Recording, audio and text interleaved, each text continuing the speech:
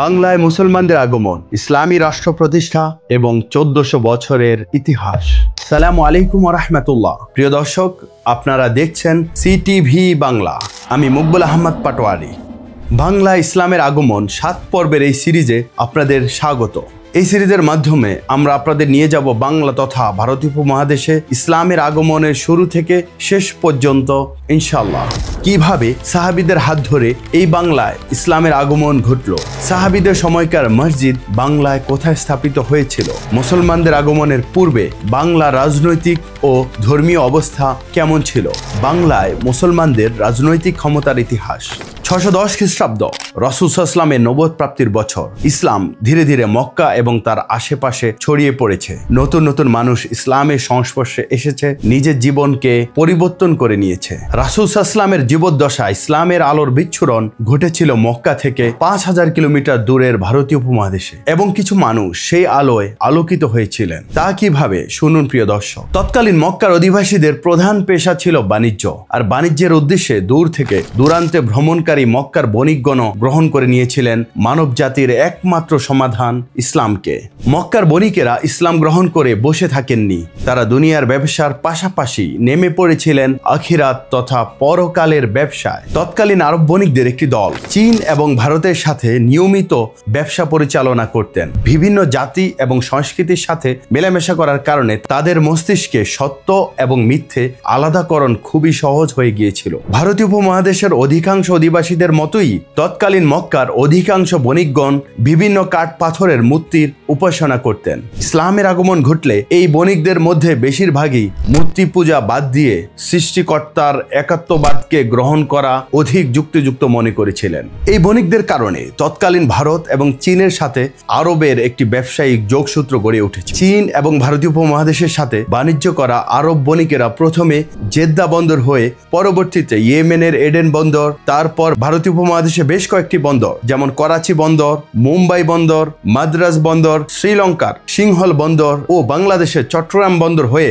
নদীপথে চীনের উদ্দেশ্যে ভ্রমণ করতেন। এজন্য তারা সংঘবদ্ধ হয়ে একটি কাফেলা তৈরি করে তারপর ভ্রমণ করতেন, যেন পথে কোনো ডাকাত দল আক্রমণ করে তাদের বাণিজ্যিক ক্ষতি সাধন করতে না পারে। এই বাণিজ্যিক কাফেলার মাধ্যমে করাচি, মুম্বাই, মাদ্রাজ, সিংহল, চট্টগ্রাম বন্দর হয়ে চীন পর্যন্ত বাণিজ্যিক রুটের কাছাকাছি অঞ্চলের কিছু স্থানীয় মানুষ ইসলামের সন্ধান পেয়েছিলেন এবং কিছু মানুষ ইসলাম ধর্ম গ্রহণ করেছিলেন। বিষয়টি এমন, দীর্ঘদিন বাণিজ্যিক ভ্রমণের কারণে আরব বণিকদের সাথে স্থানীয়দের বন্ধুত্বের সৃষ্টি হয়েছিল। স্থানীয় মানুষ যখন দেখেছিলেন আগের সফরে তার আরব বন্ধুটি তার মতোই কাঠপাথরের মূর্তির ইবাদত করতেন, কিন্তু এখন সে আর সেই মূর্তির পুজো করছে না। এই কৌতূহল থেকে ভারতীয় উপমহাদেশের মানুষের ইসলাম সম্পর্কে জানার আগ্রহ সৃষ্টি হয়েছিল। আরবদের উঁচু ব্যক্তিত্ব, সত্যবাদিতা, উদারতা ভারতীয় উপমহাদেশের মানুষকে বিশেষভাবে প্রভাবিত করেছিলেন, আর এই কারণে পরবর্তীতে অনেক স্থানীয় মানুষ ইসলাম ধর্ম গ্রহণ করেছিলেন আলহামদুলিল্লাহ, যার মধ্যে শ্রীলঙ্কা এবং মাদ্রাজের দুজন স্থানীয় শাসক বা রাজাও ছিলেন। মাদ্রাজের যে রাজা ইসলাম ধর্ম গ্রহণ করেছিলেন তার নাম চেরামন পেরুমল। কিছু বর্ণনায় পাওয়া যায় রাসূল সাল্লাল্লাহু আলাইহি ওয়াসাল্লাম তার নাম পরিবর্তন করে তাজউদ্দিন রাখেন। তার আমলে ভারতে প্রথম মসজিদ নির্মিত হয়। সেই মসজিদের নাম চেরামন মসজিদ, যেটি ভারতের বর্তমান কেরালায় অবস্থিত। তবে সিংহলের রাজার ইসলাম গ্রহণের বিষয়ে মতভেদ রয়েছে। তবে এই বিষয়ে কোনো মতভেদ নেই যে সিংহলের রাজার সাথে মুসলমানদের সম্পর্ক অত্যন্ত ভালো ছিল। এই সিংহলের রাজার পাঠানো জাহাজবর্তী উপনৌকন তৎকালীন সিন্ধু রাজা দাহিরের বাহিনী লুট করলে মুসলমানগণ ভারতীয় উপমহাদেশে অভিযান পরিচালনার সিদ্ধান্ত গ্রহণ করেন। যাই হোক, সেই আলোচনা পরবর্তীতে আসছে ইনশাআল্লাহ। বাংলা অঞ্চলের মধ্যে কলকাতা এবং চট্টগ্রামের কিছু উপকূলীয় স্থানীয় মানুষ সর্বপ্রথম ইসলাম গ্রহণ করেন এবং নদীপথের আশেপাশে বণিকগণ যেখানে যেখানেই থামতেন সেখানেই কিছু মানুষ ইসলাম গ্রহণ করতেন। ভারতীয় উপমহাদেশে অনেক হিন্দু ভাই ও বোনের ব্রেনে সুকৌশলে এই একটি ভুল ধারণা গেঁথে দেওয়া হয়েছে যে ভারতীয় হিন্দুদের জোর করে ইসলাম ধর্মে ধর্মান্তরিত করা হয়েছে। এই বিশ্বাসটি প্রায় শতভাগ হিন্দু ভাই ও বোন বিশ্বাস করে থাকে। তারা বিশ্বাস করে ভারতীয় উপমহাদেশের হিন্দুদের জোর করে ইসলাম ধর্মে ধর্মান্তরিত করা হয়েছে। তাদের এই ধারণাটি যে ভুল তার প্রমাণ হচ্ছে এই পৃথিবীতে 50-এর অধিক রাষ্ট্র রয়েছে যাদের জনসংখ্যার 15% বেশি জনসংখ্যাই মুসলিম, অথচ সেখানে কখনোই কোনো মুসলিম শাসক অভিযান পরিচালনা করেননি। উদাহরণ উদাহরণ হিসাবে মালদ্বীপ 99% মুসলিম, ইন্দোনেশিয়া 93% মুসলিম, ব্রুনাই 76% মুসলিম, মালয়েশিয়া 63% মুসলিম। এছাড়া ভারতের মতো থাইল্যান্ড, শ্রীলঙ্কা, ফিলিপাইন প্রায় 15% জনসাধারণই মুসলিম। এছাড়া আফ্রিকার কিছু দেশ এবং মধ্য এশিয়ার কিছু দেশ রয়েছে এই তালিকায়। এই দেশগুলোতে কখনো কোনো মুসলিম শাসক অভিযান পরিচালনা করেননি, অথচ এই দেশগুলোর মধ্যে বিশাল একটা অংশ হচ্ছে মুসলিম। তাহলে এই দেশগুলোতে এত মুসলিম কিভাবে আসলো? আসলে ইসলাম ধর্মে একটি বড় পাপ হচ্ছে কাউকে তার ইচ্ছের বিরুদ্ধে ধর্মান্তরিত করা। এজন্য দেখবেন ইসলাম গ্রহণের পূর্বে সকল আলেম ইসলাম গ্রহণকারী ব্যক্তিকে জিজ্ঞেস করেন, আপনি কি স্বইচ্ছা ইসলাম গ্রহণ করছেন না কেউ আপনাকে জোর করে ধর্মান্তরিত করছেন? সকল ভারতীয়ের উচিত কেন মানুষ ইসলাম গ্রহণ করে সেই বিষয়টি নিয়ে আরো গভীর গবেষণা করা, তারপর সিদ্ধান্ত নেওয়া যে যারা ইসলাম গ্রহণ করছেন তারা ভুল করছেন না সঠিক। আশ্চর্যের বিষয় হচ্ছে রাসূল সাল্লাল্লাহু আলাইহি ওয়াসাল্লামের সাহাবী কর্তৃক বাংলাদেশে প্রথম মসজিদ নির্মাণ। বাংলাদেশের সাথে ইসলামের সম্পর্ক সুপ্রাচীন, যার প্রমাণ 690 সালে রাসূল সাল্লাল্লাহু আলাইহি ওয়াসাল্লামের এক সাহাবী কর্তৃক বাংলাদেশের লালমনিরহাট জেলায় একটি প্রাচীন মসজিদ নির্মাণ করা হয়েছিল। অনেকে এই সাহাবীর নাম আবি ওয়াক্কাস রাদিয়াল্লাহু তাআলা আনহু মনে করেন, যিনি ছিলেন বিখ্যাত সাহাবী সাদ বিন আবি ওয়াক্কাস রাদিয়াল্লাহু তাআলা আনহুর পিতা। যাই হোক, 1987 সালে লালমনিরহাট জেলার পঞ্চগ্রামে জঙ্গল খননের সময় প্রাচীন মসজিদের ধ্বংসাবশেষ পাওয়া যায়। এর একটি ইটের গায়ে লেখা ছিল কালিমায়ে তাইয়্যিবা এবং 69 হিজরির কথা। এ থেকে ধারণা করা হয় এই মসজিদটি হিজরির 69 তথা 690 খ্রিস্টাব্দের দিকে স্থাপন কিংবা সংস্কার করা হয়েছিল। এই শিলালিপি থেকে প্রমাণিত হয় বাংলাদেশের ইসলামের শেকড় অনেক গভীর এবং সুপ্রাচীন। অর্থাৎ ইখতিয়ার উদ্দিন মোহাম্মদ বিন বখতিয়ার খিলজির 1202 সালের বাংলা বিজয়ের 550 বছর পূর্ব থেকেই এই অঞ্চলের মানুষের সাথে ইসলামের পরিচয় ছিল এবং কিছু মানুষ ইসলাম গ্রহণ করেছিলেন, আলহামদুলিল্লাহ। তবে সেই সংখ্যা ছিল খুবই সীমিত, হতে পারে 1 থেকে 2% কিংবা তার চেয়েও কম। ইসলামের আগমনের পূর্বে বাংলার মানুষের ধর্মীয় অবস্থা কেমন ছিল? এই বাংলায় মুসলমানদের আগমনের পূর্বে ভারতীয় উপমহাদেশের সিংহভাগ মানুষ ছিলেন বিভিন্ন দেবদেবীর উপাসনাকারী, ব্রাহ্মণ, জৈন এবং বৌদ্ধ ধর্মের অনুসারী। বাংলা রাষ্ট্র ক্ষমতা ছিল বৌদ্ধ এবং ব্রাহ্মণদের দখলে। বিভিন্ন বর্ণ বৈষম্যের কারণে একটা সময় ভারতের প্রধান ধর্ম হয়ে ওঠে বর্ণ। বিভিন্ন জাতপাতে বিভক্ত ভারতীয় উপমহাদেশের ধর্মীয় আচার অনুষ্ঠানেও ব্যাপক বৈষম্য। নিচু জাতের হিন্দুদের সমাজে কোনো মূল্যই ছিল না উঁচু জাতের সাথে একসাথে বসে খাবার খাওয়া কিংবা উপাসনা করার সুযোগ। তাই ধর্মীয় আচার অনুষ্ঠানে নিচু জাতের হিন্দুদের তেমন কোনো অংশগ্রহণই ছিল না। একটা সময় ব্রাহ্মণ কর্তৃক ঘোষিত নিচু জাতের বাংলার মানুষ হিন্দু ধর্মের প্রতি আগ্রহ হারিয়ে ফেলেন। ব্যাপারটা অনেকটা এরকম যে তাদের হাতে কোনো বিকল্প নেই, তাই তারা হিন্দু। যদি ভারতে বৌদ্ধ এবং মুসলমানদের আগমন না ঘটতো তাহলে ভারতীয় উপমহাদেশের হিন্দুদের মধ্যে এই জাতপাতের বিভেদ হয়তো আজও দেখা যেত। ভারতে বৌদ্ধ এবং মুসলমানদের আগমনের কারণে অনেকটা বাধ্য হয়ে নিচু জাতের হিন্দুদের আপন করে নিতে হয়েছিল উঁচু জাতের হিন্দু দাবি করা ব্রাহ্মণদের। তারা চিন্তা করলেন তা না হলে নিচু জাতের হিন্দুরা গিয়ে বৌদ্ধ এবং মুসলমানদের দল ভারী করবে। ভারতে বৌদ্ধ এবং মুসলমানদের আগমনে অনেকটা বাধ্য হয়ে জাতপাতের বিভেদ থেকে ধীরে ধীরে ব্রাহ্মণ সমাজ বের হয়ে এসেছে। এছাড়া ইসলাম এবং খ্রিস্টান ধর্মের মতো হিন্দুদের দিক নির্দেশনার জন্য অভিন্ন ধর্মগ্রন্থ ছিল না। এছাড়া এক এক অঞ্চলে এক এক দেবতার উপাসনা প্রচলিত ছিল। অঞ্চল ভেদে এক দেবতার আকৃতিতেও ছিল ব্যাপক বৈচিত্র্য। কোথাও কোথাও একই দেবতার হাতের সংখ্যা কম বেশি ছিল। এছাড়া গ্রিক এবং রোমানদের দেবদেবীর কার্যাবলী এবং ক্ষমতার সাথে ভারতীয় উপমহাদেশের দেবদেবীর কার্যাবলী এবং ক্ষমতার প্রচুর সাদৃশ্য পাওয়া যায়। ইতিহাসবিদ ও ধর্মীয় গবেষকগণ এখনো একমত হতে পারছেন না যে কারা কাদের নকল করেছিলেন, গ্রিকরা রোমানদের না ভারতীয়রা রোমানদের বা গ্রিকদের, নাকি রোমান অথবা গ্রিকরা ভারতীয়দের। এই বিষয়ে দ্রুত গবেষণার প্রয়োজন। এছাড়া ইসলামের মতো ধর্মগ্রন্থ সংরক্ষণ হিন্দুদের প্রাথমিক যুগে ছিল না। ভারতীয় হিন্দুরা প্রাচীনকালের মতো বর্তমান হিন্দুরও প্রধান ধর্মগ্রন্থের বিষয়ে ঐক্যমত্যে পৌঁছাতে পারেননি। বৌদ্ধ ধর্মের ক্ষেত্রে জাতপাত না থাকলেও তৎকালীন সাধারণ বৌদ্ধদের তেমন কোনো ধর্মীয় আচার অনুষ্ঠানে দেখা যেত না। ধর্মের মূল বিষয়টি ছিল ভিক্ষু এবং সংসার ত্যাগীদের হাতে। বাকিরা শুধুমাত্র নামেই বৌদ্ধ ছিল, কোনো আচার অনুষ্ঠানে তাদের অংশগ্রহণ ছিল না। বৌদ্ধ ধর্মগ্রন্থের সংকলন এবং সংরক্ষণের বিষয়ে যথেষ্ট সতর্কতা অবলম্বন করেননি। ভারতীয় উপমহাদেশে মুসলমানদের আগমনের পূর্বে বাংলা রাজনৈতিক অবস্থা কেমন ছিল? 1202 সালের পূর্বে এই বঙ্গ বিভিন্ন শাসক ও রাজারা শাসন করেছিলেন। খ্রিস্টপূর্ব 632 থেকে খ্রিস্টাব্দ 184 সাল পর্যন্ত 506 বছর এই বাংলা মৌর্য সাম্রাজ্য শাসন করেন। মৌর্য সম্রাটগণ বিভিন্ন দেবদেবীর উপাসনা করতেন। এই সাম্রাজ্যের প্রতিষ্ঠাতা ছিলেন চন্দ্রগুপ্ত মৌর্য। এই মৌর্য সম্রাটদের বিভিন্ন যুদ্ধে লক্ষ লক্ষ ভারতীয় এবং বঙ্গদেশীয় মানুষের মৃত্যু হয়েছিল। তার মধ্যে সম্রাট অশোকের কলিঙ্গ যুদ্ধ পৃথিবীর ইতিহাসে সবচেয়ে রক্তক্ষয়ী যুদ্ধগুলোর একটি। এ বিষয়ে আমাদের চ্যানেল সিটিভি বাংলায় একটি ভিডিও আপলোড হয়েছে, চাইলে আপনারা দেখে নিতে পারেন। শিরোনাম হচ্ছে কলিঙ্গ যুদ্ধের ইতিহাস। সম্রাট অশোক ছিলেন মৌর্য সাম্রাজ্যের শ্রেষ্ঠ শাসক, যিনি পরবর্তীতে বৌদ্ধ ধর্ম গ্রহণ করেছিলেন। উক্ত সময় ইউরোপ, এশিয়া এবং আফ্রিকার অনেক দেশ নিয়ে রোমান সাম্রাজ্য বিস্তার লাভ করেন। বাংলায় মৌর্য বংশের শাসনের মাঝামাঝি সময় জেরুজালেমে অলৌকিকভাবে ঈসা আলাইহিস সালাম জন্মগ্রহণ করেন এবং ইহুদিদের বিভিন্ন ধর্মীয় কুসংস্কার দূর করে আল্লাহর ইবাদতের প্রতি মানুষকে আহ্বান করতে থাকেন। এবং একটা সময় ইহুদি ধর্মগুরু এবং রোমানদের ষড়যন্ত্রের কারণে আল্লাহ সুবহানাহু ওয়া তাআলা তাকে চতুর্থ আসমানে তুলে নেন। বাংলায় মৌর্য শাসনের পর 240 সাল থেকে 550 খ্রিস্টাব্দ পর্যন্ত 310 বছর এই বাংলা গুপ্ত সাম্রাজ্য শাসন করেন। এই সাম্রাজ্যের প্রতিষ্ঠাতা ছিলেন শ্রীগুপ্ত। তিনি বৌদ্ধ ধর্মের অনুসারী ছিলেন। বাংলায় গুপ্ত সাম্রাজ্যের শাসনের শুরুর দিকে ইউরোপে রোমান সম্রাট কনস্টান্টিন খ্রিস্টান ধর্ম গ্রহণ করেন এবং রাষ্ট্রীয় পৃষ্ঠপোষকতায় অনেক ঐতিহাসিক মনে করেন এই সময় রোমান কর্তৃক বাইবেল বিকৃত হয় এবং হিব্রু বাইবেলের পরিবর্তে গ্রিক ভাষার বাইবেলে রূপান্তরিত হয়, যা আজও বিদ্যমান। অথচ ঈসা আলাইহিস সালাম তথা যীশু খ্রিস্টের ভাষা ছিল হিব্রু। এই গুপ্ত সাম্রাজ্যের পতনের পর বাংলা বেশ কয়েকটি ছোট ছোট রাজ্যে বিভক্ত হয়ে পড়ে, যার মধ্যে উল্লেখযোগ্য হচ্ছে জৈন্তিয়া রাজ্য এবং গৌড় রাজ্য। 550 থেকে 750 সাল পর্যন্ত এভাবে বিভক্ত হয়ে বাংলা বিভিন্ন রাজারা শাসন করেন। ঠিক এই সময় আরবে নবী ইব্রাহিম আলাইহিস সালাম এবং ইসমাইল আলাইহিস সালামের বংশধর থেকে 570 সালে নবী মুহাম্মদ সাল্লাল্লাহু আলাইহি ওয়াসাল্লাম মক্কায় জন্মগ্রহণ করেন। ঠিক এই সময় 711 খ্রিস্টাব্দে ভারতীয় উপমহাদেশে মুসলমানরা সিন্ধু বিজয় করেন। এই সময় মুসলমানদের খেলাফত উমাইয়াদের দখলে ছিল।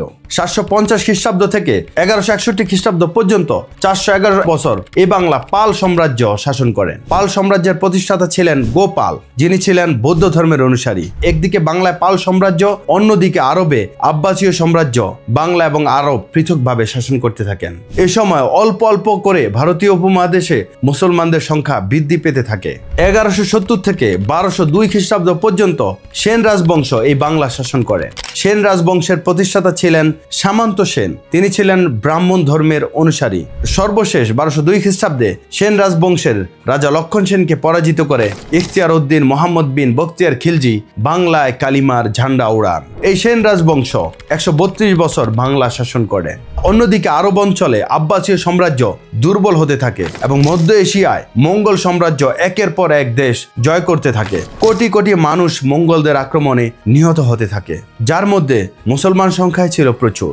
1258 সালে চেঙ্গিস খানের নাতি হালাকু খান আব্বাসীয় সাম্রাজ্যের রাজধানী বাগদাদ ধ্বংস করেন এবং 10 লক্ষ মুসলিমকে হত্যা করেন। মুহাম্মদ বিন কাসিম রহমতুল্লাহ আলাইহির সিন্ধু বিজয়ের প্রভাব। 711 খ্রিস্টাব্দে মুহাম্মদ বিন কাসিম রহমতুল্লাহ আলাইহি কর্তৃক সিন্ধু বিজয় হয়েছিল। পূর্বেই বলেছিলাম সিংহলের রাজা কর্তৃক প্রেরিত জাহাজ ভর্তি উপঢৌকন রাজা দাহিরের সেনাবাহিনী কর্তৃক লুণ্ঠিত হলে উমাইয়া খিলাফত রাজা দাহিরের কাছে উপযুক্ত বিচার প্রার্থনা করেন এবং বন্দীদের মুক্তি কামনা করেন। কিন্তু রাজা দাহিরের অধৈর্যপূর্ণ আচরণের কারণে তৎকালীন উমাইয়া খলিফা ভারতীয় উপমহাদেশে অভিযান পরিচালনার সিদ্ধান্ত গ্রহণ করেন এবং তরুণ সেনাপতি মুহাম্মদ বিন কাসিম রহমতুল্লাহ আলাইহির নেতৃত্বে সিন্ধু বিজয় লাভ করেন। সিন্ধু বিজয় এবং মুহাম্মদ বিন কাসিম রহমতুল্লাহ আলাইহির জীবনী নিয়ে আমাদের একটি ভিডিও দেওয়া আছে, চাইলে দেখে নিতে পারেন।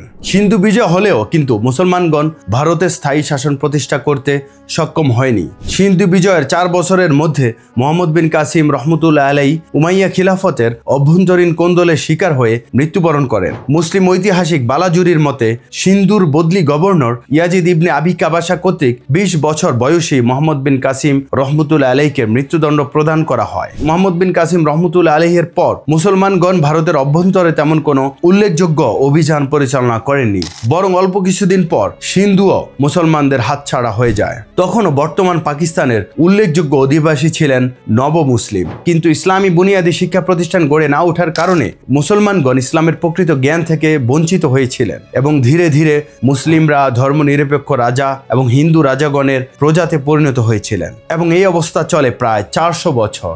দিল্লিতে ইসলামী সালতানাত প্রতিষ্ঠা। মুহাম্মদ বিন কাসিম রহমতুল্লাহ আলাইহির সিন্ধু বিজয়ের 470 বছর পর মুইজউদ্দিন মুহাম্মদ গুরির হাত ধরে ভারতীয় উপমহাদেশের মুসলমানগণ পুনঃ প্রতিষ্ঠিত হন। তিনি আফগানিস্তান থেকে ভারত সীমান্তের মধ্যে অবস্থিত সমস্ত ছোট বড় রাজ্য জয় করেন। 1191 খ্রিস্টাব্দে মুইজউদ্দিন মুহাম্মদ গুরি বর্তমান ভারতীয় অংশ আজমিরে প্রবেশ করেন। এখানে তিনি রাজপুত পৃথ্বীরাজ চৌহান কর্তৃক বাধার সম্মুখীন হন। 1191 সালে বর্তমান থানেশ্বরে এই যুদ্ধ সংঘটিত হয়। ইতিহাসে এই যুদ্ধকে তরাইনের প্রথম যুদ্ধ হিসাবে অভিহিত করা হয়। পৃথ্বীরাজ চৌহান এই যুদ্ধে 2 লক্ষ অশ্বারোহী এবং 3000 হাতি নিয়ে মুহাম্মদ গুরিকে বাধা প্রদান করেন। এই যুদ্ধে মুসলমানগণ সফল হতে না পারলেও ভারতীয় যুদ্ধ পদ্ধতি সম্পর্কে ব্যাপক অভিজ্ঞতা লাভ করেন। পরের বছর অর্থাৎ 1192 সালে তরাইনের দ্বিতীয় যুদ্ধে এই অভিজ্ঞতাকে কাজে লাগিয়ে মুইজউদ্দিন মুহাম্মদ গুরি জয়লাভ করেন এবং উত্তর ভারতের অধিকাংশ ভূমি জয় করেন। এই যুদ্ধে পৃথ্বীরাজ 3 লক্ষ সৈন্য নিয়ে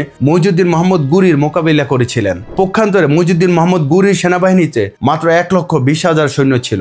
এই যুদ্ধে জয়লাভের পর মুইজউদ্দিন মুহাম্মদ গুরি তার প্রধান সেনাপতি কুতুবউদ্দিন আইবেককে ভারত তথা দিল্লির দায়িত্ব প্রদান করে আফগানিস্তানে ফেরত যান এবং প্রতিষ্ঠিত হয় 320 বছর পর্যন্ত স্থায়ী দিল্লি মুসলিম সালতানাতের। 1193 সাল থেকে 1205 সাল পর্যন্ত কুতুবউদ্দিন আইবেক এবং ইখতিয়ারউদ্দিন মুহাম্মদ বখতিয়ার খিলজির কৃতিত্বে মুসলমানদের সীমানা বর্তমান মিয়ানমার এবং তিব্বত সীমানা পর্যন্ত বিস্তার লাভ করেন। ভারতীয় উপমহাদেশে মুসলমান শাসনের ইতিহাস নিয়ে আমাদের চ্যানেলে 2টি ডকুমেন্টারি আপলোড হয়েছে। মুইজউদ্দিন মুহাম্মদ গুরি এবং দিল্লির সুলতান কুতুবউদ্দিন আইবেক। ইখতিয়ারউদ্দিন মুহাম্মদ বিন বখতিয়ার খিলজির বাংলা বিজয়। ইখতিয়ারউদ্দিন মুহাম্মদ বিন বখতিয়ার খিলজি ছিলেন তুর্কি বংশোদ্ভূত আফগান যোদ্ধা এবং বিচক্ষণ বীর। জীবনের সাথে সংগ্রাম করা ইখতিয়ার অযোধ্যার হুসামউদ্দিন এবং মালিক হিজবুরউদ্দিনের বাহিনীতে দক্ষতার পরিচয় দিয়ে সেনাবাহিনীর প্রধান হিসাবে নিজেকে প্রতিষ্ঠিত করেন। তিনি 1203 সালে সেন রাজবংশের সর্বশেষ রাজা লক্ষণ সেনকে পরাজিত করে বাংলার উত্তর পশ্চিম অংশে মুসলমান শাসন প্রতিষ্ঠা করেন। কিভাবে বাংলা দারুল শিরক থেকে দারুল ইসলামে পরিণত হয়েছিল। ইখতিয়ারউদ্দিন মুহাম্মদ বিন বখতিয়ার খিলজি বাংলা বিজয়ের পর তিনি সর্বপ্রথম বাংলা পুনর্গঠন এবং সুশাসন নিশ্চিত করেন। ইখতিয়ারউদ্দিন মুহাম্মদ বখতিয়ার খিলজির পূর্বে সীমিত সংখ্যক মুসলমান এই অঞ্চলে ছিল, কিন্তু তাদের কোনো রাজনৈতিক ক্ষমতা ছিল না এবং প্রকাশ্যে ইসলাম প্রচার করার ক্ষেত্রেও অনেক সতর্কতা অবলম্বন করতে হয়েছিল। বাংলা ছিল ব্রাহ্মণ এবং বৌদ্ধ ধর্মের অনুসারী রাজা এবং শাসকদের দখলে। এই সামান্য সংখ্যক মুসলমান জনগোষ্ঠীকে বাংলার শাসকগণ তাদের জন্য হুমকি মনে করতেন না। 8ম শতাব্দীর শুরু থেকে সমস্ত ভারতে অল্প অল্প করে মুসলমান সংখ্যা বাড়তে থাকে। প্রথমে আরব কর্তৃক, পরবর্তীতে স্থানীয় নব মুসলিমদের হাত ধরে মানুষ ইসলাম ধর্ম গ্রহণ করতে থাকেন। বাংলার মানুষ সবসময়ই সত্য এবং ন্যায়ের প্রতি ছিল দুর্বল, তাই একটা সময় তারা বৌদ্ধ ধর্মের প্রতি ঝুঁকে গিয়েছিল। আবার যখন ইসলাম আসলো, তারা নিঃসংকোচে ইসলাম ধর্ম গ্রহণ করেছিলেন। বাংলার মানুষের ইসলাম গ্রহণের পিছনে সবচেয়ে বড় কারণ ছিল এই ধর্মে জাতপাত বিভেদ নেই এবং স্রষ্টার ধারণা খুবই স্পষ্ট এবং মুসলমানগণের আচার অনুষ্ঠানের ক্ষেত্রেও কোনো বৈষম্য নেই। এটি দেখে বাংলা সহজ সরল মানুষ আরো বেশি অনুপ্রাণিত হয়। স্রষ্টার একত্ববাদ সম্পর্কে স্পষ্ট ধারণা, মুসলমানদের উন্নত চরিত্রিক গুণাবলী এবং ধর্মীয় আচার অনুষ্ঠান বাংলার সাধারণ মানুষকে নাড়া দেয়, যার প্রভাবে হাজার হাজার বাঙালি একসাথে ইসলাম গ্রহণ করেন এবং বাংলা একটি তাওহীদবাদী রাষ্ট্রে পরিণত হয়। রাষ্ট্র ক্ষমতা ইসলাম থাকার কারণে চাইলেও ব্রাহ্মণরা বাধা প্রদান করতে পারেননি। ইখতিয়ারউদ্দিন মুহাম্মদ বখতিয়ার খিলজির মৃত্যুর পর বেশ কিছুদিন এই বাংলায় মুসলমানদের মধ্যে সুশাসক তৈরি হয়নি এবং মুসলমানগণের বিজয় অভিযান আর পূর্ব দিকে বিস্তার লাভ করতে পারেনি। অনেক ঐতিহাসিক মনে করেন ইখতিয়ারউদ্দিন মুহাম্মদ বখতিয়ার খিলজি আর অল্প কিছুদিন সময় পেলে মুসলমানদের ঝান্ডা হয়তো মিয়ানমার ছাড়িয়ে থাইল্যান্ড সীমান্ত পর্যন্ত পৌঁছে যেত। ভারতীয় উপমহাদেশের মুসলমান শাসনে আফগান এবং তুর্কিদের অবদান। 711 খ্রিস্টাব্দে মুহাম্মদ বিন কাসিম রহমতুল্লাহ আলাইহির সিন্ধু বিজয়ের পর উমাইয়া এবং আব্বাসীয় খলিফাদের ভারতীয় উপমহাদেশ নিয়ে তেমন কোনো মাথা ব্যথাই ছিল না, তাই তারা উল্লেখযোগ্য কোনো অভিযান ভারতে প্রেরণ করেননি, বরং সিন্ধু ও আরবদের হাত থেকে চলে যায়। ইসলামের ইতিহাসে উমাইয়াদের যুগকে সম্প্রসারণের যুগ বলা হতো। তারা মুসলমানদের সীমানা সিন্ধু পর্যন্ত বিস্তার করলেও 750 খ্রিস্টাব্দে জাবের যুদ্ধে আব্বাসীয়রা জয়লাভ করে এবং উমাইয়া খেলাফত এশিয়া এবং আফ্রিকা থেকে বিতাড়িত হয়ে শুধুমাত্র স্পেনের মধ্যে সীমাবদ্ধ হয়ে যায়। আব্বাসীয়দের দুর্বলতায় মুসলমানদের অভিভাবকত্ব ধীরে ধীরে তুর্কিদের হাতে চলে যায়। প্রথমে সেলজুক এবং পরবর্তীতে ওসমানীয়রা সারা পৃথিবীতে ছড়িয়ে পড়ে এবং তাদের কিছু বংশধর আফগানিস্তানে মুসলমানদের নেতৃত্ব প্রদান করেন। এই তুর্কিরা আফগানিস্তানে বেশ কয়েক শতাব্দী মুসলমান শাসন দৃঢ় করেন। এরপর তারা পূর্ব দক্ষিণে সাম্রাজ্য বিস্তারে মনোযোগী হন, যার মধ্যে 3 জন তুর্কি বংশোদ্ভূত উল্লেখযোগ্য আফগান হচ্ছেন মুইজুদ্দিন মোহাম্মদ গুরি, কুতুবউদ্দিন আইবেক এবং ইখতিয়ার উদ্দিন মোহাম্মদ বখতিয়ার খিলজি। এবং তাদের সাথে আসা আফগান যোদ্ধাদের বীরত্বে বাংলা তথা সমগ্র ভারতে ইসলামী শাসন প্রতিষ্ঠিত হয়। এরপর জানবেন বাংলায় মুসলমানদের প্রথম 135 বছরের শাসন 1203 থেকে 1336, পরবর্তীতে 150 বছর স্বাধীনতা এবং নানান নাটকীয়তার যুগ 1338 থেকে 1487, এবং আফ্রিকা মহাদেশের ইথিওপিয়ান হাবশি রাজবংশের 7 বছরের শাসন কেমন ছিল এবং কিভাবে এই বাংলা সুরি সাম্রাজ্যের অংশ হয়েছিল। বাংলায় মুসলমানদের প্রথম 135 বছরের শাসন 1203 থেকে 1336।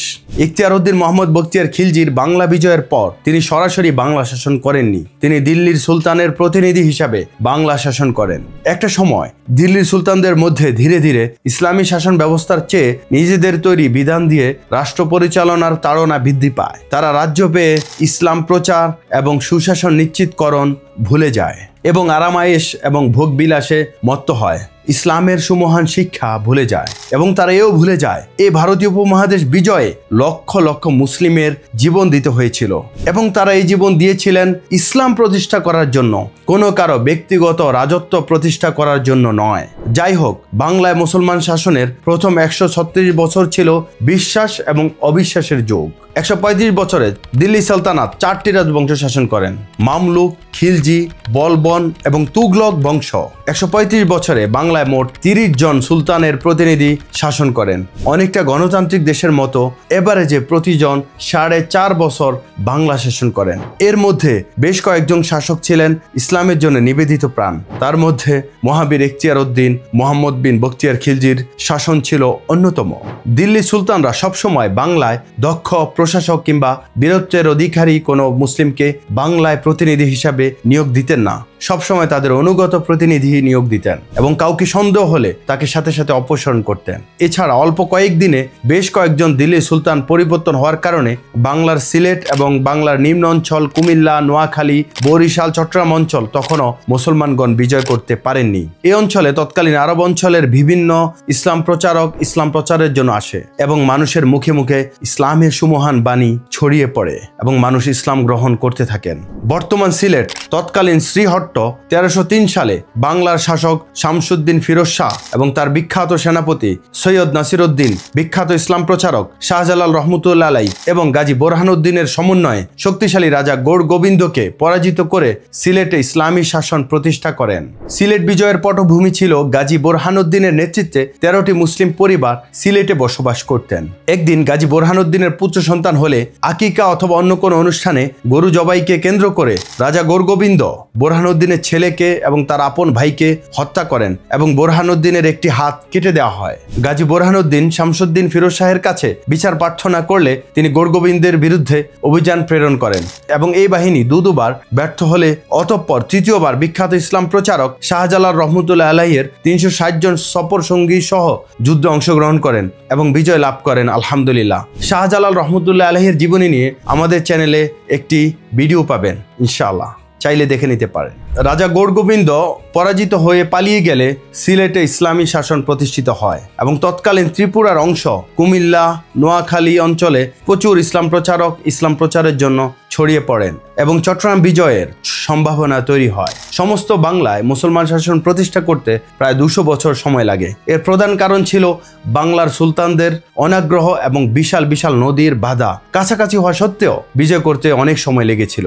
কেন মুসলমানদের সমস্ত বাংলা জয় করতে 200 বছর সময় লেগেছিল তা হচ্ছে দিল্লিতে মুসলিম সালতানাতের অযোগ্য এবং ভোগবিলাসী শাসকদের ক্ষমতা গ্রহণের কারণে। একটি বিষয় পরিষ্কার করা খুবই জরুরি যে ইসলামে নতুন নতুন রাজ্য কিংবা দেশ জয় করার উদ্দেশ্য এই নয় যে তা ব্যক্তি বা বংশের রাজত্ব প্রতিষ্ঠা করবে, বরং এই রাজ্য বিস্তার করার একমাত্র উদ্দেশ্য হচ্ছে নতুন নতুন মানুষকে ইসলামের সাথে পরিচয় করিয়ে দেওয়া এবং ইসলামী সুশাসন প্রতিষ্ঠা করা। কিন্তু দুঃখের বিষয়, গত 1400 বছরে মুসলমানদের অধিকাংশ সুলতান, রাজা কিংবা প্রতিনিধি সবাই রাজ্য পেয়ে ভুলে যায় তার প্রথম দায়িত্ব এবং কর্তব্য কি। এমনকি এই রাজারা তাদের পরবর্তী উত্তরাধিকারদের ইসলামের পরিপূর্ণ জ্ঞান প্রদানের জন্য কার্যকর কোনো ভূমিকা কিংবা ইসলামিক জ্ঞানে জ্ঞানী কোনো শিক্ষক দ্বারা ধর্মীয় এবং নৈতিক শিক্ষা প্রদান করতেন না। ফলাফল, তারা শুধুমাত্র একজন সাধারণ শাসক হতেন, কিন্তু ন্যায়পরায়ণ শাসক হতেন না। পরবর্তী 150 বছর স্বাধীনতা এবং নানান নাটকীয়তার যুগ। 1338 থেকে 1487। কেন বাংলা দিল্লি থেকে স্বাধীনতা লাভ করেছিল এবং কত বছর সেই স্বাধীনতা অক্ষুণ্ণ রাখতে পেরেছিল? দিল্লির সাথে দূরত্ব এবং অনুন্নত যোগাযোগ ব্যবস্থার কারণে দিল্লি সুলতানদের সাথে বাংলার শাসকদের দূরত্ব তৈরি হয়। পূর্বেই বলেছি, প্রথম 135 বছরে 30 জন শাসক পরিবর্তন হওয়ায় বাংলায় উন্নয়ন এবং স্থিতিশীলতা ব্যাহত হয়। দিল্লির ক্ষমতা পরিবর্তন হলে বাংলায় তাদের পছন্দসই কাউকে ক্ষমতায় বসানো হতো, আবার যখন ইচ্ছে পরিবর্তন করতেন। এই বিষয়টি বাংলার মানুষ এবং শাসকগণ মেনে নিতে পারেননি। এক্ষেত্রে তাদের সাহস বৃদ্ধি পায়। ফখরুদ্দিন মোবারক শাহ 1338 সালে দিল্লি থেকে স্বাধীনতা ঘোষণা করেন এবং প্রতিষ্ঠা করেন বাংলা সালতানাতের, এবং পরবর্তীতে নানান নাটকীয় ঘটনার মধ্যে 150 বছর এই স্বাধীনতা অক্ষুণ্ণ রাখেন। এবং এই 150 বছরের শাসনে 3টি রাজবংশ, তুঘলক, ইলিয়াস শাহী এবং রাজা গণেশ রাজবংশ এই স্বাধীনতা অক্ষুণ্ণ রাখেন। 150 বছরে 18 জন স্বাধীন সুলতান বাংলা শাসন করেন। এর মধ্যে মাঝখানে ব্রাহ্মণ রাজা গণেশ বাংলা দখল করেন এবং ব্রাহ্মণ শাসন প্রতিষ্ঠা করেন। রাজা গণেশ দুবারে 3 বছর শাসন করেন। এই সময় আবির্ভাব হয় বিখ্যাত ইসলাম প্রচারক খান জাহান আলীর। প্রাচীন বাংলার দক্ষিণ পশ্চিম অংশ, বর্তমান খুলনা এবং বরিশাল বিভাগের মানুষ খুবই সাহসী প্রকৃতির ছিল। প্রতিনিয়ত তারা স্থলে বাঘ, অন্যান্য পশু এবং জলে কুমিরের সাথে লড়াই করে জীবন ধারণ করতেন। খুলনা, বাগেরহাট, সাতক্ষীরা, দিনাজপুর, পটুয়াখালী, ঝালকাঠি, ফিরোজপুর এবং বরিশাল জেলা ইসলাম প্রচারের জন্য দিল্লি থেকে আগমন করেন বিখ্যাত যোদ্ধা এবং ইসলাম প্রচারক উলুগ খান, আমাদের কাছে যিনি খান জাহান আলী নামে পরিচিত। তিনি ছিলেন একজন যোদ্ধা ও কোরআন এবং সুন্নাহর আলোতে আলোকিত একজন ধর্মপ্রচারক। তিনি রাজা গণেশের বিরুদ্ধে লক্ষাধিক সৈন্য সহকারে অভিযান পরিচালনা করেন। রাজা গণেশ পালিয়ে বাংলার দক্ষিণ পশ্চিম অংশে আশ্রয় নিলে তিনিও সেখানে অভিযান পরিচালনা করেন। তিনি বাগেরহাট জেলা ইসলাম প্রচারের জন্য স্থায়ীভাবে থেকে যাওয়ার জন্য মনস্থির করেন। দক্ষিণ পশ্চিম বাংলা অঞ্চলের মানুষ যতটা সাহসী, সত্য গ্রহণ করার ক্ষেত্রে তারা ততটা আগ্রহী। খান জাহান আলী রহমতুল্লাহ আলাইহির আহ্বানে হাজার হাজার স্থানীয় মানুষ ইসলাম ধর্ম গ্রহণ করেন। তিনি তার শাসিত অঞ্চলকে খলিফাতাবাদ নামে নামকরণ করেন। সিলেট এবং আসাম অঞ্চলের মানুষের হিদায়তের জন্য শাহজালাল রহমতুল্লাহ আলাইহি যেমন আল্লাহর এক নিয়ামত, তেমনি দক্ষিণ পশ্চিম বাংলার মানুষের জন্য উলুগ খান তথা খান জাহান আলী রহমতুল্লাহ আলাইহি একটি রহমত। তার আগমনের বিষয়ে ঐতিহাসিকগণের মধ্যে মতভেদ রয়েছে, তবে তিনি 1400 সালের কিছুটা পরে বাংলায় আগমন করেন। শাহজালাল রহমতুল্লাহ আলাই এবং খান জাহান আলী রহমতুল্লাহ আলাই অত্যন্ত ধার্মিক মুসলিম ছিলেন। তারা একেধারে যোদ্ধা, ইসলামের জ্ঞানে জ্ঞানী এবং খুবই আমলদার মুসলিম ছিলেন। তাদের জীবদ্দশায় বেশ কিছু কারামত এবং অলৌকিক বিষয় প্রকাশ পায়, তাই তাদের অনুসারীরা তাদের পীর এবং কামেল অলি হিসাবে মান্য করতে থাকে। কিন্তু এই দুজন মুসলিম ধর্মপ্রচারকের কবরকে নিয়ে পরবর্তীতে এক শ্রেণীর ধর্ম ব্যবসায়ীরা ব্যবসা আরম্ভ করে দিয়েছেন, যার কারণে তাদের ইতিহাস আজ ম্লান হয়ে যাচ্ছে। যাই হোক, রাজা গণেশ 2 বছর বাংলা শাসন করার পর তার পুত্র যদুকে সিংহাসনে বসান। সিংহাসনে বসে যদু ইসলাম ধর্ম গ্রহণ করেন এবং নিজের নাম পরিবর্তন করে জালালউদ্দিন মুহাম্মদ শাহ নাম ধারণ করেন। পরবর্তীতে রাজা গণেশ ক্ষিপ্ত হয়ে পুত্রকে ক্ষমতাচ্যুত করেন এবং ক্ষমতা লাভের পর রাজা গণেশ জালালউদ্দিন তথা যদুকে স্বর্ণগৌধ প্রথা অনুসারে পুনরায় হিন্দু ধর্মে ফিরিয়ে আনেন। রাজা গণেশের মৃত্যুর পর যদু তথা জালালউদ্দিন আবার ইসলাম ধর্ম গ্রহণ করেন এবং দ্বিতীয়বার শাসন শুরু করেন। এই 150 বছরের মধ্যে ধর্মান্তরিত রাজা জালালউদ্দিন মুহাম্মদ শাহ 16 বছর বাংলা শাসন করেন। অনেক ঐতিহাসিক মনে করেন তিনি চট্টগ্রামকে বাংলা সালতানাতের অংশে পরিণত করেন এবং তিনি আরাকান রাজ্য জয় করেন। যদু তথা জালালউদ্দিন হজ পালনের জন্য মক্কা এবং মদিনায় গমন করেছিলেন। তিনি ছিলেন একজন ধার্মিক মুসলিম এবং দানশীল ব্যক্তিত্ব। আবার অনেক ঐতিহাসিকের মতে 1338 সালে বাংলার প্রথম স্বাধীন সুলতান ফখরুদ্দিন মোবারক শাহ চট্টগ্রাম বিজয় করেন, কিন্তু অনুন্নত যোগাযোগ ব্যবস্থা চট্টগ্রাম বিজয় খুব বেশি দিন দিন ধরে রাখা সম্ভব হয়নি। আরাকানি মগধ রাজ্য বেশ কয়েকবার চট্টগ্রাম দখল করে নেন। এছাড়া পর্তুগিজ জলদস্যুদের অভয়ারণ্যে পরিণত হয় এই চট্টগ্রাম। এই পর্তুগিজ জলদস্যুরা জলদস্যুতার পাশাপাশি পার্ট টাইম খ্রিস্টান ধর্ম প্রচার করতেন। এই পর্তুগিজদের ফিরিঙ্গি বলা হতো।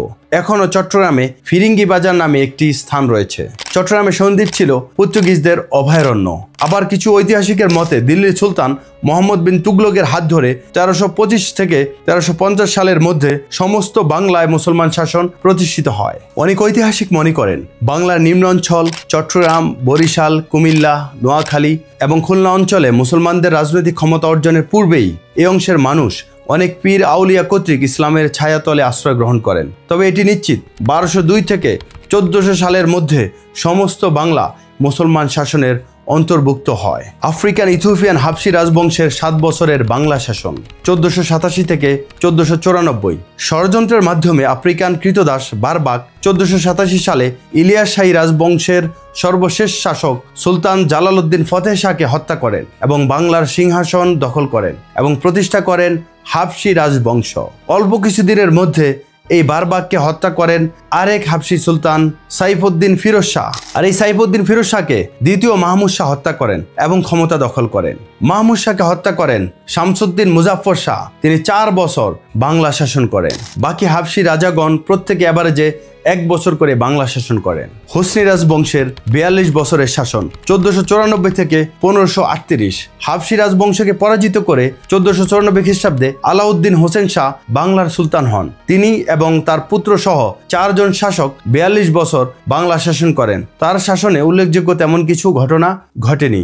শের শাহের ঝলকে মোগলরা কুপকাত, বাংলা এবং বিহার মিলে সুরি সাম্রাজ্য প্রতিষ্ঠা।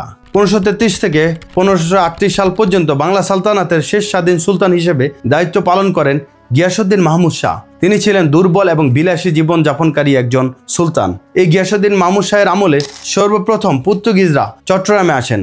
আমরা অনেকেই জানি পর্তুগিজ নাবিক ভাস্কো দা গামা ইউরোপ থেকে ভারতে আসার জলপথ আবিষ্কার করেন 1498 সালে। তিনি 1498 সালে গুজরাটে কালিকট বন্দরে জাহাজ বেড়ান। তৈরি হয় ইউরোপীয় বণিক তথা লুটেরাদের ভারতীয় উপমহাদেশের আগমনের সুযোগ। এই পর্তুগিজরা গিয়াসউদ্দিন মাহমুদ শাহের আমলে চট্টগ্রাম এবং হুগলিতে কারখানা স্থাপন করেন।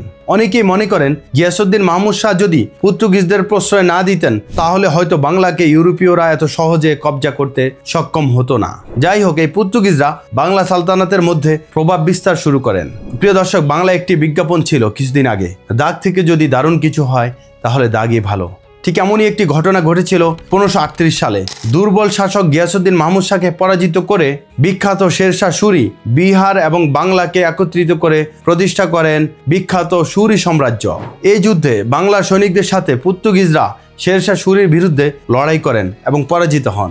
একটি কথা, যদি এই যুদ্ধে বাংলার সুলতান গিয়াসউদ্দিন মাহমুদ শাহ জয়লাভ করতেন তাহলে বাংলায় পর্তুগিজদের প্রভাব অনেক বৃদ্ধি পেত। হয়তো ব্রাজিল বা দক্ষিণ আমেরিকার অনেক দেশের মতো বাংলা তথা ভারতীয় উপমহাদেশকে বরণ করে নিতে হতো পর্তুগিজ উপনিবেশের। যাই হোক, তার হয়নি, হয়েছে অন্যটি। 1538 সালে শের শাহ বাংলা দখলের পর তার শক্তি এবং সাহস অনেক বেড়ে যায় এবং 2 বছর পর অর্থাৎ 1440 সালে তিনি মোগলদের পরাজিত করে মোগল সাম্রাজ্য দখল করে নেন। শের শাহ সুরির 7 বছরের শাসনে পুরো ভারতীয় উপমহাদেশে আমূল পরিবর্তন হয়। এই শের শাহ সুরি তিনি বাংলার কৃষকদের জমি বরাদ্দ দেন। এই ব্যবস্থাকে কবিলিয়ত ও পাট্টা বলা হতো। এই পাট্টায় জমির মালিকানা ও পরিমাণ উল্লেখ ছিল এবং কৃষকরা কবিলিয়তের মাধ্যমে সেই জমি গ্রহণ করতেন। এই লিখে রাখা দায়িত্বে ছিল পাটোয়ারিদের। আর ধীরে ধীরে এই পাটোয়ারিরা একটি পাটোয়ারি বংশে পরিণত হয় এবং বাংলাদেশের নোয়াখালী, কুমিল্লা, চাঁদপুর, ফেনী, লক্ষ্মীপুর এবং ভারতের ত্রিপুরা অঞ্চলে এই পাটোয়ারিদের অধিক হারে দেখা যায়। এভাবে বাংলার কৃষকরা ভূমির মালিকানা পান। এই ব্যবস্থায় শাসক এবং প্রজাদের মধ্যে অর্থনৈতিক ভারসাম্য সৃষ্টি হয়। শের শাহ সুরি কৃষকদের মোট উৎপাদিত ফসলের 4 ভাগের 1 ভাগ খাজনা হিসেবে নির্ধারণ করেছিলেন। তিনি দেখিয়ে দিয়েছিলেন শাসকদের ইচ্ছে থাকলে সুশাসন করা সম্ভব। তিনি বাংলার সোনারগাঁ হতে পাকিস্তানের পেশোয়ার পর্যন্ত একটি মহাসড়ক নির্মাণ করেন। বিখ্যাত সেই সড়কের নামকরণ করা হয় গ্র্যান্ড ট্রাঙ্ক রোড। এই সড়কের দুপাশে তিনি অসংখ্য সরাইখানা নির্মাণ করেন। তিনি সর্বপ্রথম বাংলা থেকে পর্তুগিজদের বিতাড়িত করেন। 1545 সালে কালিঞ্জর দুর্গ অবরোধকালে তিনি আহত হন এবং মৃত্যুবরণ করেন। ইন্না লিল্লাহি ওয়া ইন্না ইলাইহি রাজিউন। তার মৃত্যু যেন উপমহাদেশের মুসলমানদের শেষ আশ্রয়স্থলের মৃত্যু। তার মৃত্যুর পর তার দ্বিতীয় পুত্র জালাল খান ইসলাম শাহ সুরি উপাধি গ্রহণ করেন এবং 1545 থেকে 1554 সাল পর্যন্ত 10 বছর সুরি সাম্রাজ্য শাসন করেন এবং ধীরে ধীরে সুরি রাজবংশের পতন নেমে আসে। ভারতীয় উপমহাদেশে 350 বছরের মুসলমান শাসনের পতন ঘটিয়ে 1526 সালে জহিরুদ্দিন মোহাম্মদ বাবর দিল্লির মুসলিম সালতানাতের শেষ সুলতান ইব্রাহিম লোদিকে পানিপথের প্রথম যুদ্ধে পরাজিত করে ভারতীয় উপমহাদেশে ধর্মনিরপেক্ষ মোগল সাম্রাজ্য প্রতিষ্ঠা করে। প্রিয় দর্শক, বাংলায় মুসলমানদের আগমন সিরিজের আগামী পর্বে আপনারা যা কিছু জানতে পারবেন ইনশাআল্লাহ। কিভাবে দিল্লিতে মুসলিম সালতানাতের পতন হয়েছিল, কিভাবে মোগলরা বাংলার স্বাধীনতা হরণ করেছিল এবং বাংলা কত বছর পরাধীন ছিল, বাংলা পুনরায় স্বাধীনতা লাভের ইতিহাস, বাংলার স্বাধীন নবাবী শাসন, ইহুদিদের ষড়যন্ত্রে ভারতীয় উপমহাদেশের মুসলিম শাসনের অবসান, ইউরোপীয় লুটেরাদের বাণিজ্যের নামে সমস্ত ভারতীয় উপমহাদেশ দখলের ইতিহাস, মীর জাফর পরিবারের 124 বছরের বাংলা শাসন কেমন ছিল, কিভাবে হায়দার আলী এবং টিপু সুলতান 42 বছর ব্রিটিশদের দক্ষিণ ভারতে আটকে রেখেছিল, 1857 সালে east India company out, British Raj in, ভারতীয় উপমহাদেশ থেকে ব্রিটিশরা কি পরিমাণ সম্পদ পাচার করেছিল, ব্রিটিশদের হাতে কি পরিমাণ ভারতীয় জীবন দিতে হয়েছিল, শত্রুর ঘর রক্ষায় ভারতীয়দের জীবন দান, কেন আলেমগণ ভারত ভাগের বিপক্ষে ছিলেন, মুসলিম লীগ ও আওয়ামী লীগ সৃষ্টির ইতিহাস, কেন ভারতীয় আলেমগণ 2-3 ভাগে বিভক্ত, কোন কোন ভুলে মুসলমানদের পতন নেমে এসেছিল, কেন জামায়াতে ইসলামী প্রতিষ্ঠিত হয়েছিল, জামায়াতে ইসলামের ইতিহাস, মুসলমানদের অধিকারের জন্য গঠিত রাজনৈতিক দলের ধর্মনিরপেক্ষ সন্তান প্রসব, মুসলমান হয়ে মুসলমানদের বুকে গুলি, এ যেন আরেক কারবালা। যে স্বাধীনতার জন্য বাংলার লাখো মানুষ জীবন দিয়েছিল, সেই স্বাধীনতাকে বাংলার মানুষ আজও খুঁজছে। স্বাধীন বাংলাদেশের রাজনৈতিক ইতিহাস, বাংলায় নারী নেতৃত্ব প্রতিষ্ঠার ইতিহাস, এরশাদ এবং শেখ হাসিনার স্বৈরাচারী শাসনের ইতিহাস, বাংলার মুসলমানদের করণীয় কি। প্রিয় দর্শক, সিটিভি বাংলা পার্মানেন্ট মেম্বারশিপ বাছাইয়ের আজকের প্রশ্ন: মুসলমান শাসনের অন্যতম লক্ষ্য উদ্দেশ্য কি? ক. ব্যক্তিগত রাজত্ব প্রতিষ্ঠা, খ. রাজ্য বিস্তার, ঘ. সুশাসন এবং ইসলামী ন্যায় বিচার প্রতিষ্ঠা, ঘ. ধর্মনিরপেক্ষ শাসন ব্যবস্থার প্রবর্তন। সঠিক উত্তরের পাশাপাশি এই ভিডিও সম্পর্কে আপনার মূল্যবান মতামতগুলো আপনি তুলে ধরবেন এবং তারপর উত্তরটি লিখে দিবেন ইনশাআল্লাহ এবং আমাদের সাথেই থাকবেন। জাযাকাল্লাহ খায়রান। আসসালামু আলাইকুম ওয়া রাহমাতুল্লাহি ওয়া বারাকাতুহু।